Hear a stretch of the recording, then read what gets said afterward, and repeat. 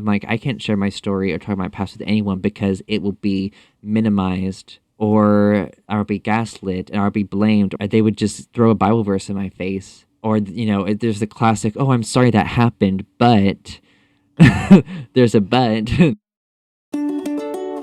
Okay. 1, 2, ready, go. Welcome to the Called to Be Bad podcast. My name is Mariah Martin, and I feel called to be bad. It turns out I'm not the only one.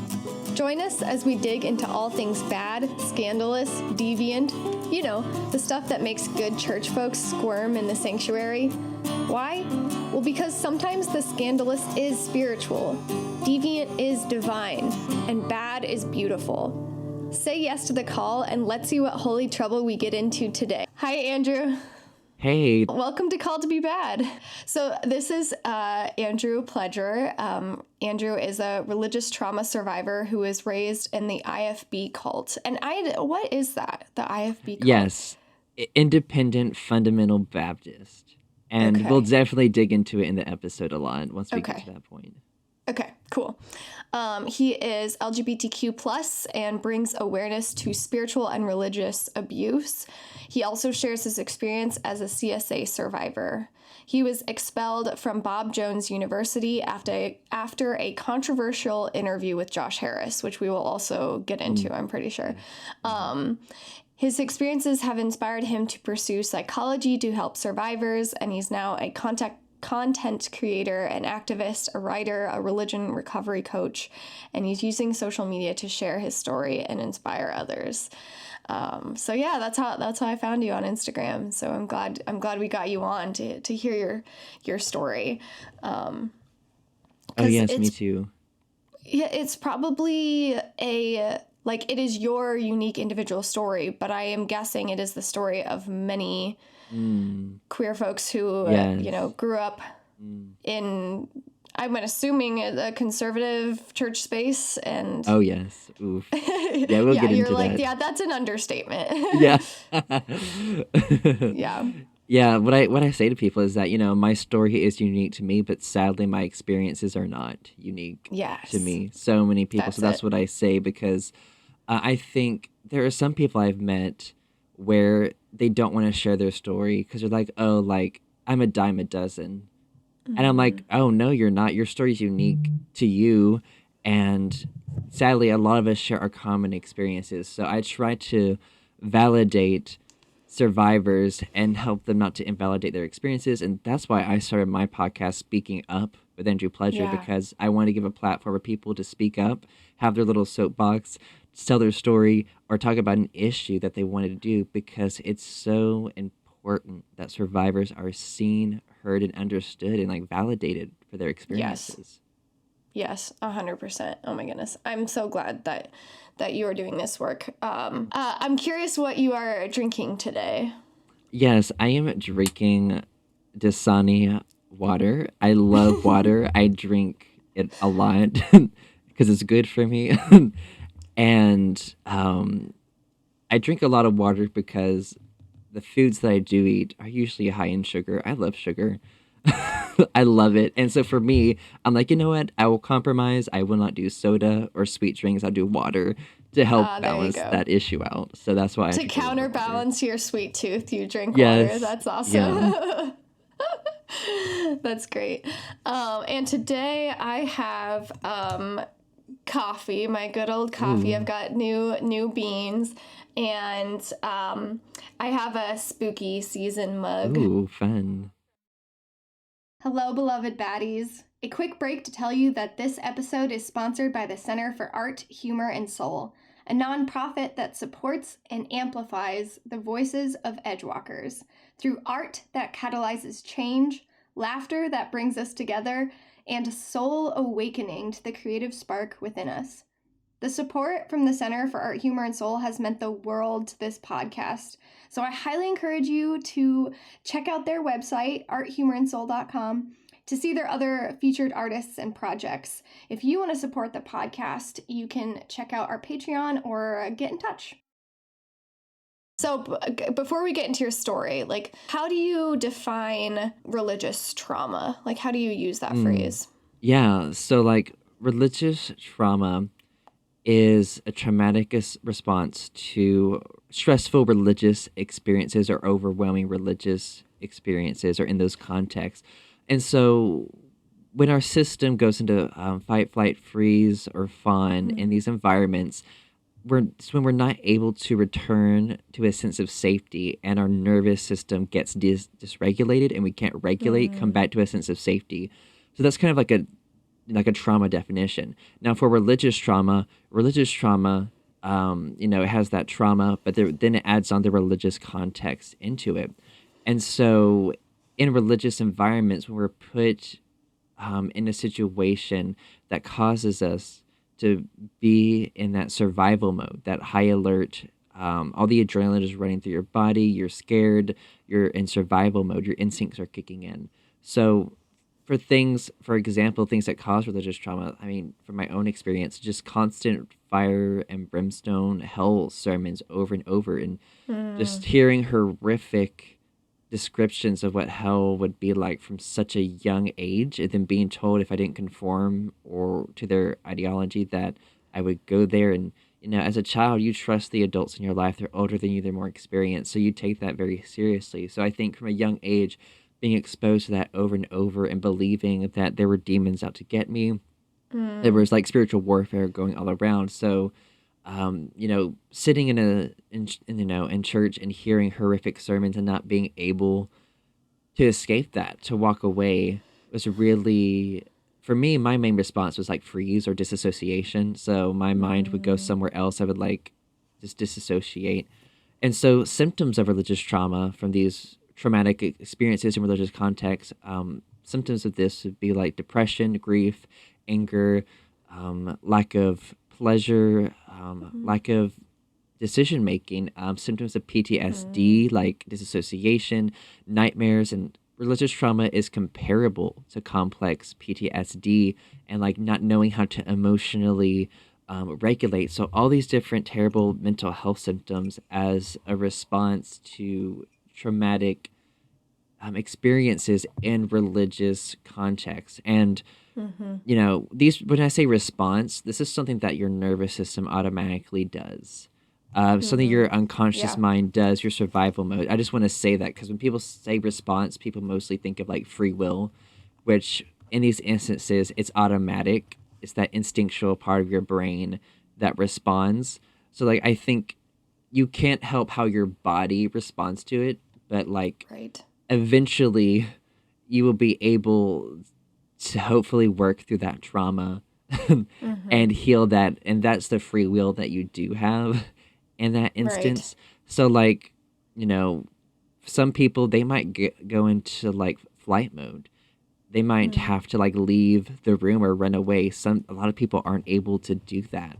And so for me, I wasn't able to physically leave that environment.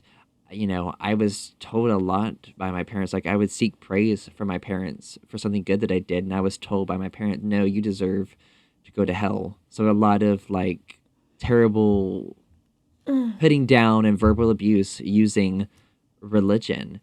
And so being subjected to like these fear-based messages at the cult I grew up in and at homeschooling, like I was homeschooled K through 12 for the purpose of indoctrination. The whole purpose of my parents, it was to indoctrinate me.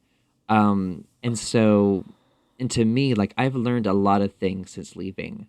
It wasn't until very recently that I started telling people that I grew up in a cult, because it wasn't something I realized until I left, until I started digging into cult education and making connections and listening to podcasts about other people's experiences in cults and being like, oh, well, I'm seeing a lot of connections. I'm like, I work for the Indoctrination podcast with Rachel Bernstein. She's a therapist and she's a cult expert.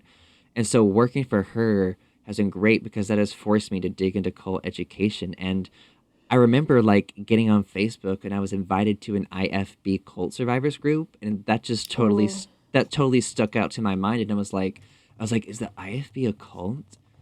Like what? That just like totally, because I was still struggling with that black and white thinking from that group. So to me, I had this very narrow view of what a cult was. I imagined like, oh, it has to be the worst case scenario. You're locked up in a room. You're in a compound in the middle of nowhere, and you're not in. So I had this extreme, uneducated view of it. But once I really realized that cult is a spectrum term, and I started like realizing that, you know, there are different levels of extremity for how the group enforces their rules. Some of it is more subtle, some of it can be more overt or covert. And so seeing that, I think first I want to explain that if you want to analyze your group, any group, whether it's religious, political, or a self-help group or whatever, using Stephen Hassan's BITE model, which stands for behavior, information, thought, emotions. These are different areas of control. Using that model and also Lifton's criteria for thought reform. Lifton's criteria for thought reform really goes into depth, and that's why I applied to my own group to really see, like, because when people told me it was a cult, I was the kind of person where I'm like, okay, like, prove it. Prove it to me. And so once I, like, used that scientific model applying to it, a lot of connections I made, and I was like, yeah, like the IFB, you know, it's a cult. And, you know, Lifton's model, it's like 8 criteria. So I'm trying to think of them in my mind. I'm not doing it in the right order. So the first thing that stood out to me is called sacred science. And it means your group claims that they have absolute truth. But more specifically, they claim that their approach or interpretation is absolute truth. So in the IFB, the KJV Bible is claimed to be the only word of God. And the IFB's interpretation is the only way. And all other versions of the Bible are illegitimate. They're of Satan. People who use different versions are led astray by Satan. And, like, you know, we had the truth, the KJV biblical literalist, very specific interpretation, and everyone else was wrong. And just that us versus them mindset is another thing. And it's called dispensing of existence, which is part of Lipton's criteria. And it's anyone outside the group is demonized. It's this us versus them mindset. Anything anyone does outside the group or belief system is just, and that's why we have so many people who are anti-vax and like anti-science and these extremist views, because anything outside their way of thinking, it's just like, oh, well, they don't have our belief system. They're controlled by Satan, so we can't trust them. So that's a way people, they keep people in the cult, is that they make you so scared of the outside. And I'm trying to think of the other criteria for Lifton's model. Let's see. So yeah, there's dispensing of existence. There is sacred science. There's mystical manipulation. This is another thing, like faking or manipulating people to thinking something like spiritual is happening. And in the IFB, it's interesting because people ask me, they're like, oh, is the IFB charismatic? And I'm like, no, we don't believe in the speaking of tongues. But, you know, we do believe people can become possessed, I guess you would say, by the Holy Spirit. But, like, speaking in tongues was, like, a demonic thing. So if speaking in tongues was demonic, but they do believe in, like, possession. Yes, and it usually to them, it was like, if you're very emotional or screaming or yelling or something, that was a sign that the Holy Spirit was, like, working in you. And some people would express themselves in that way. And there was a lot of emotional manipulation. They called them altar calls. It was at the end of each sermon, and the pastor would, like, talk in this very low or slow, just very manipulative tone, very emotional. There would be, like, a piano music that's really sad in the background, and the preacher would say, oh, like, I feel the Holy Spirit working today. And then once people would start, like, crying or yelling, you know, that starts a chain effect. Like, behavior is contagious psychologically, and, like, we want to fit in. And I remember the pressure to go to the altar, especially during revival or youth conference, wherein everyone would go forward and you'd be sitting alone in your pew. You're like, I need to go up there and pretend to cry and like pretend something's happening. There. Oh, so much pressure to conform. And, I guess digging a little bit more into like Hassan's bite model, because Hassan simplified Lifton's model to help people break it down more. So like B for behavior control. The IFB is very controlling of behavior. They very controlling of women. Of like women could only wear dresses that were like to the ground. It was sin for women to wear pants. They were very controlling of like media and information you're exposed to. I remember my pastor like slamming a college education, having that, and there were some really weird rules that they would have. Like this one rule that I look back growing up that my pastor said was like, he called it mixed bathing, and it's when prepubescent children swim together in a swimming pool. That was a sin. Yes. So they sexualized children at such a young age. So that was a weird rule. So, and like other ways for behavior is that they greatly encourage homeschooling or going to a Christian school. That was another way. Public schools were really slammed a lot, or being around people who believe differently. And like even Christian churches in our area were slammed if they didn't conform to this like fundamentalist, conservative, extreme view. Is like we were the golden standard of Christianity. And people who didn't like do the things we did were lesser Christians. We were the better Christians. And like, for information, schooling is a way, information control, which, I was homeschooled my entire life.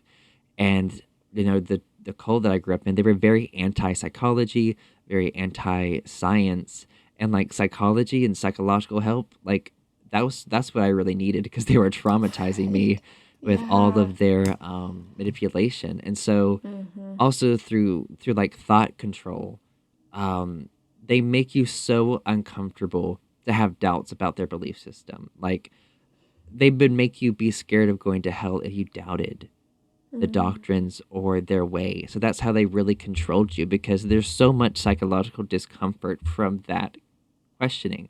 So it's comfortable to not question when you have like hell threatened against you. I was told growing up that you could have eternal security in heaven, but there were signs. They would tell you there were signs that is, I was saying this air quotes, that you're not saved. Like if you don't love, really saved. You're not really saved. It didn't really happen.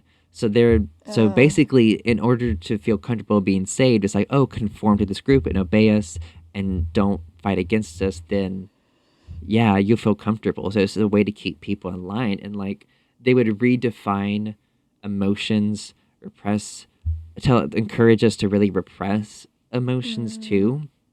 And to me, when I realized it was so obvious it was a cult, was thinking about the cult-like obsession that my church had with the pastor. The moment this happened, I didn't have the language to describe it then, but I have now. That it was a red flag. But I remember, number one, this is a red flag too. But every year, the cult would have like a memorial meeting to talk about the history of the church, and they would hand out a pamphlet to everyone who had the history of the church and all the pictures of the progress of the church and how far we had come along and how proud we should be of that, and just focusing so much on all the people that we have brought, because this was a massive church at one point. In the 90s, there were thousands of people at this church. Now, I would say like easily 2,000 to 3,000 in the 90s. But so is this like a denomination, or is this like one individual church building? It's interesting because the IFB, Independent Fundamental Baptist, they don't have a higher organization over them. They can all do things their own way. The reason why they're called IFB churches is because they have the same ideology, but they're all separate.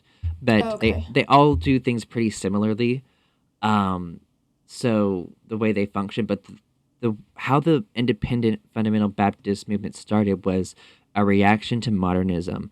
They wanted to get away and separate and keep their followers out of the outside world and indoctrinate them, and to have them pass their religion down to generations to keep this cult going.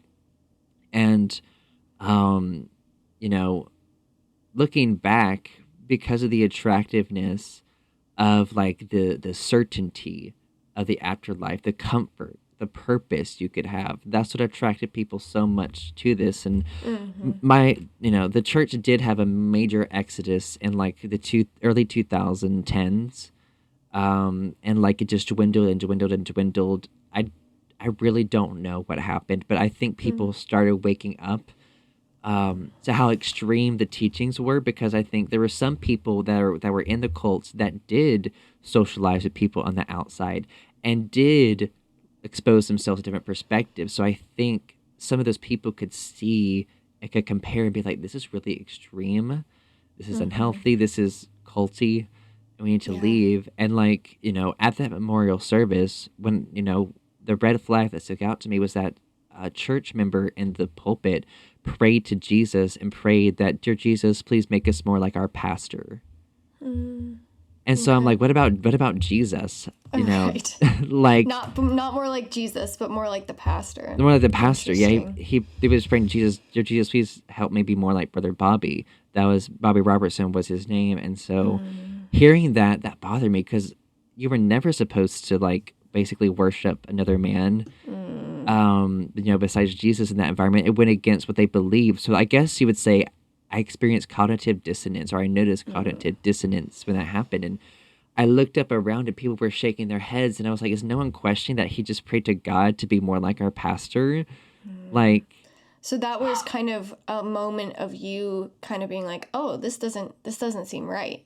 Yeah, that was a moment. And like, that was hard to experience in that environment, because you were supposed to conform, not question. Right. And so realizing, not even knowing about cults, but looking back, like seeing the cult like obsession and the obsession my parents would have for him, like they would do anything he said in the pulpit. Well, I remember them saying, oh, Brother Bobby said this, so we're not going to do it. So like, I remember I wasn't able to swim with friends growing up. I wasn't able to go to the movie theater. I wasn't allowed to listen to any music outside of, basically besides him. So I couldn't really listen to music at all.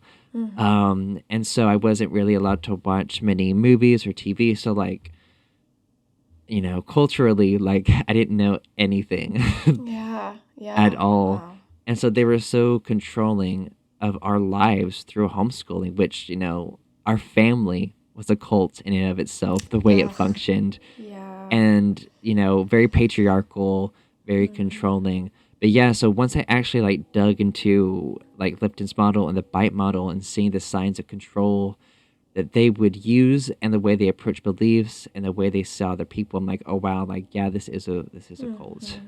Yeah, we've recorded an episode recently about how Christianity in its entirety is a cult. And that's a hard pill to swallow, because like, like we like you were saying, we think of like the extremes of like living in a compound and but what you were saying, like a lot of that could be applied not only to just IFB. Is it IFB? Is that right? Yes, correct. Correct. Yeah, but to other churches, maybe to a lesser or a different degree, but it still applies. And even the like religious trauma, like you can experience religious trauma without growing up in a cult. Like, oh yeah, most definitely. It can happen in any religion, in any background. Yeah, most definitely. I really like. I forget who it was, but I heard someone define trauma as too much, too soon, or too long. Like experiencing something as too much, too soon, or too long. So like you. Like too soon, like you were so young, to hear all these descriptions of hell and demons, and also like a lot of it was too long, like you growing up, like even if it's just a little thing or just like kind of like paper cuts, like over time that builds up, it doesn't have to be like a lot of times we think of trauma as you go to war and you come back traumatized, and that is trauma, but it can take different forms. Yes, most definitely. Yeah. So wow. So I'm curious, like, how, like, what was your waking up process? Like, how did you kind of say, like, and did your family get out?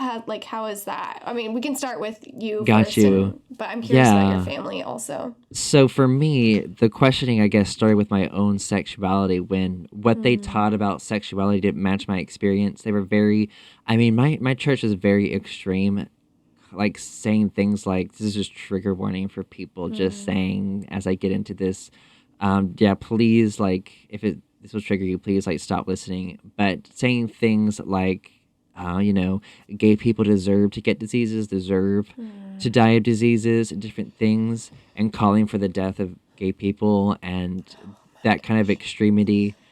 And, there were times, there were certain sermons like Sodom and Gomorrah or whatever, they would just go on and on about to indoctrinate us, really. And for me, when my experiences didn't match what they taught, because they taught such a black and white view, they had that us versus them mindset, because cults dehumanize people that they don't like, that they disagree with. And so the LGBTQ plus community was what they were very hateful. And of course, they would use terms like the sodomites. That's what they would say, that archaic term. And so for me, it started questioning my own sexuality and not matching what they taught about it. And like, for me, I'm like, are they wrong about this? Are they lying about this? Or just, uneducated? And so, I mean, it wasn't really until I was like 17 that I could really start digging into those bigger questions. And at 17, I had the question of like, I was really thinking, I'm like, I think fundamentalist Christianity is toxic. Just having that thought to myself. But I didn't have the information or like outside perspective or to know why. So like that 17 was when I really started digging a lot into that, when I really finally had like internet access at 17, and could actually explore the internet and start learning outside of the fundamentalists. Because, a lot of people are shocked how early I got out, but like my own, because that cognitive dissonance really is what I guess what made me question. And, even there were moments growing up, like behavior of my parents, that really bothered me, my conscience, and were red flags. And looking back, they were very extreme. They were radical Christians. Like, I was taught growing up that interracial marriage was a sin. I remember being told by my parents that I better marry a white woman because they don't want grandchildren with different skin color or brown skin color, like things like so. I know it's hard to believe in the day and age that there are parents, extremist parents, teaching things like this to their kids. Because I remember, like, I think I had the TV on, and I was like, they were very strict about what we could watch.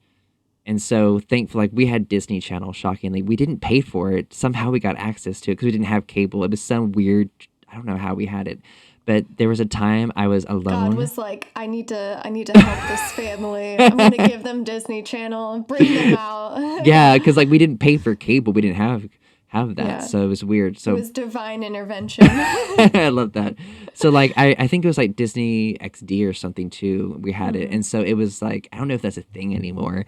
But I think it was called Lab Rats. That was the show that was on Disney XD and had an interracial couple in it. And I remember watching this show as I turned on the TV, and my mom got really angry when she got to the room. She was like, I cannot believe they're pushing that agenda. Like, oh, this interracial couple, like, you're not allowed to watch that. That's awful. Turn it off. And so that really bothered me as a child. I was like, something inside of me was like, I don't understand. And I didn't internally agree with that view, but they would use religion to justify their beliefs. Like, that's my religious beliefs. So like, it was okay. That like sugarcoated it to them. So that was like ended the conversation. It's like, no, this is what we believe. And okay. And so that was, so after that, I was like, and then even when I was much older, in which we'll get into this later in college, like hearing my dad justify the genocide of Indians in America as God's judgment, that they deserved it, and saying things like that, this extremist thing is, I've heard my dad justify slavery because it's in the Bible.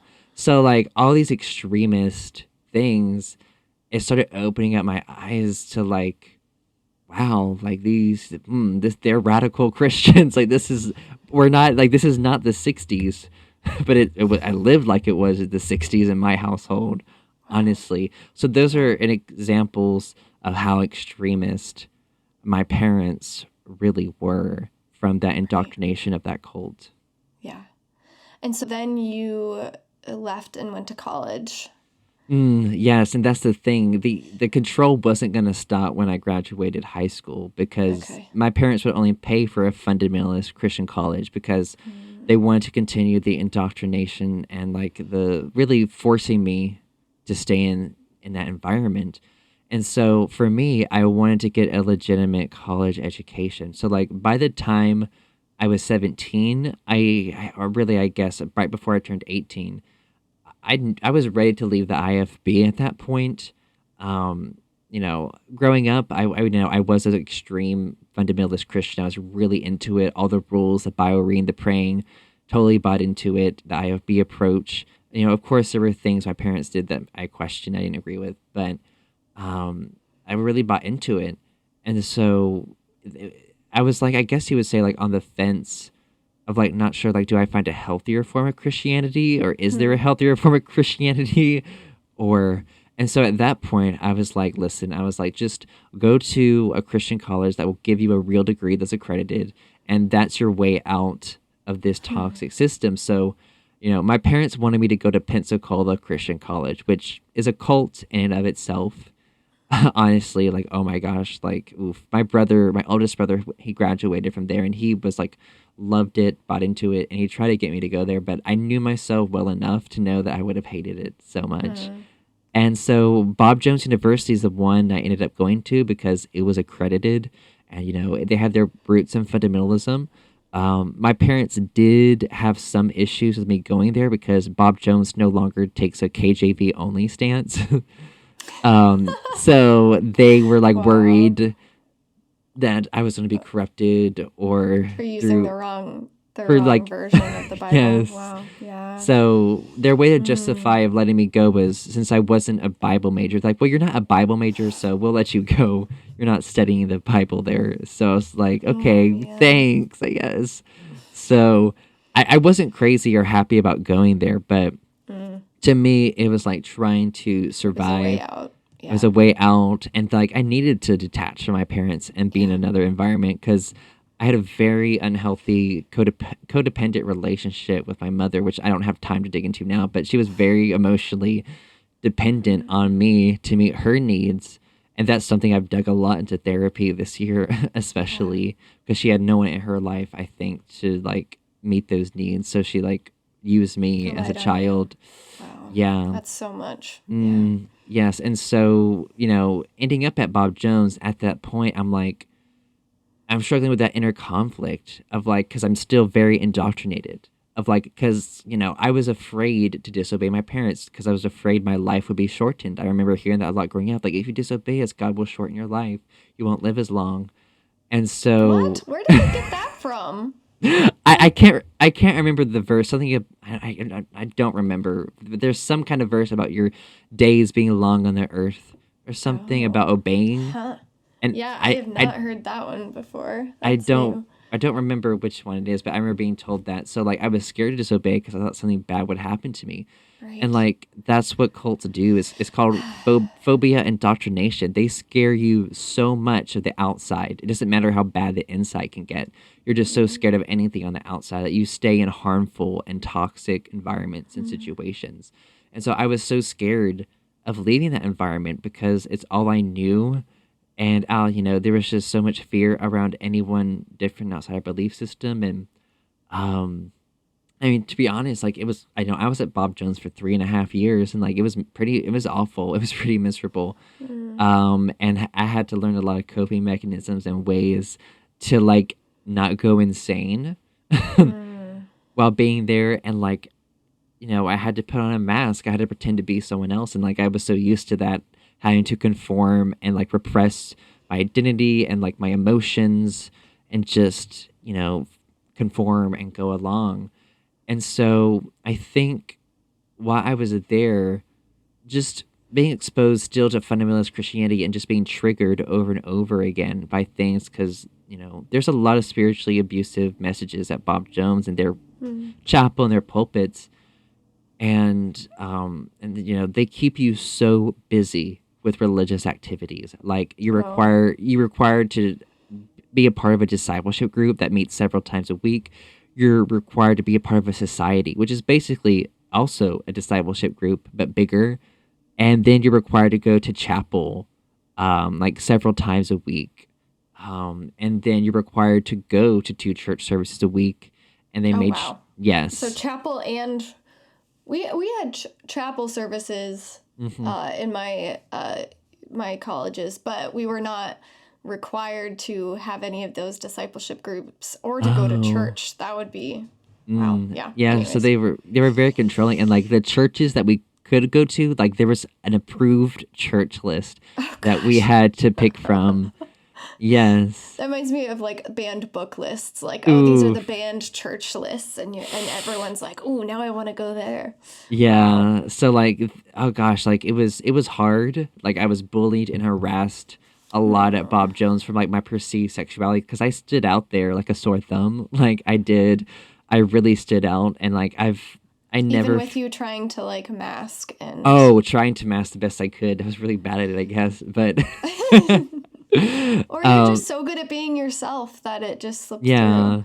Maybe. So. I don't know. I think so like I was definitely like singled out because like I was really quiet most of my life.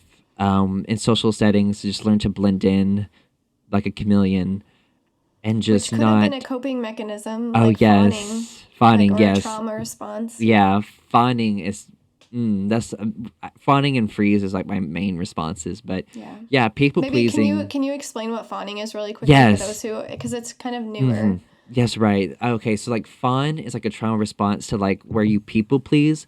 But it's to the point of like where you completely repress and deny all needs you have, and you just give and please to other people until like people drain you so much. And so I was definitely a people pleaser to like my parents, because I learned very quickly that I had to conform to be accepted, that I wasn't going to get praise, but that I wouldn't be, maybe they wouldn't be as so hard on me if I just conformed or pretended to, and maybe they wouldn't be so harsh. And so that's what I learned. And I learned to kiss up to leaders and teachers at Bob Jones. And, you know, I had a teacher at Bob Jones take me under their wing. And I was so, you know, I still wore that mask to protect myself. And, you know, I'll dig into that a little bit later. But yeah, I'm grateful that that person did take me under their wing and really tried to show that they cared. But like to me, I had such a distrust for a lot of people at Bob Jones, because what I've noticed in these cultic environments is that they prioritize dogma over people. They are doctrine over people, which is another criteria of thought reform from Lifton, which, you know, it doesn't matter what happens to a person. The doctrines or rules that they hold are always more important. And that's what I saw. I'm like, I can't share my story or talk about my past with anyone because it will be minimized, or I'll be gaslit, and I'll be blamed, or they would just throw a Bible verse in my face to just not acknowledge anything. Or, you know, there's the classic, oh, I'm sorry that happened, but there's a but. And for me too, you know, Bob Jones is also, it's a cult. And as I've left, I met other people, and putting Lifton's criteria again to that group, and I'm like, yeah, that's cult. And like the bit most so you left one cult for another one. Yes, I know. And so it's funny when I think about it, but it happens a lot to people. Now with perspective, you can look back and be like, oh my gosh, yeah. But it was funny because Bob Jones was less extreme than the environment that I grew up in. Of course, Bob Jones was sucky, but I talked to some people who grew up in healthy Christian environments. They're like, what is this? They're like, this is so toxic. Like, oh, I'm like, this is better than the environment that I grew up in. Right, like, you're like, this is an improvement. This is for me. But I remember people, there were some people, or no, there was one person I met where they had good mental health coming into Bob Jones. And then from all the spiritually abusive sermons, all the shame, blame, they became very suicidal. And they had to leave the school. And thankfully, I've actually had people reach out to me and say, I left the school because of you, of exposing their toxicity. And I'm like, that wasn't my intention to make people leave, but I wanted to give people information of like, this is why Bob Jones is a cult. This is why it's toxic. This is why it's harmful. And people are like, I've been surprised at how many Bob Jones students have followed me, but I think there are people who are questioning that system. And like, I try to do it in a way that's educational. And like not like trying to be hateful, being like this is what they do. This is the criteria of a cult. You're just being honest. And just being honest. Yeah. And like calling out the spiritually abusive sermons. That's another thing I did once I left. I talked about it. It was like, my last semester started January 2022. That was this year, and I was expelled like in January from Bob Jones University. And how I led up to that point was that all those years at Bob Jones University, I was starting to truly form my own identity. All those years, really thinking, being like, oh my gosh, do I believe this or do I hold this because I was people pleasing? Like, was I conforming just to people please? And for me, that was so hard to admit that I was conforming to people please, that it wasn't personal to me. Right. It wasn't your choice. It wasn't my choice. A response. Yeah. Yeah. And so I was like, oh. And so that was really hard. And I was like, it's kind of like, who am I? Right. And that's what an identity crisis to like be like, oh, all of who I am has been manufactured by this cult, this religious system. Yeah. To hear the full conversation, tune into the next episode of Called to Be Bad. Here's a preview of what's to come in part 2. Once I left, I was finally able to find friends I could be authentic with for the first time. And it was like such a big switch. And being able to find purpose outside of the cult was really a big deal for me too. And like being okay with not being certain, being okay with not having to like find new answers for those same questions, and being okay with spiritual exploration and not pressuring myself to like live this impossible standard of life. That's all for this episode of Called to Be Bad. Keep being your bad, beautiful selves, and I will see you next time.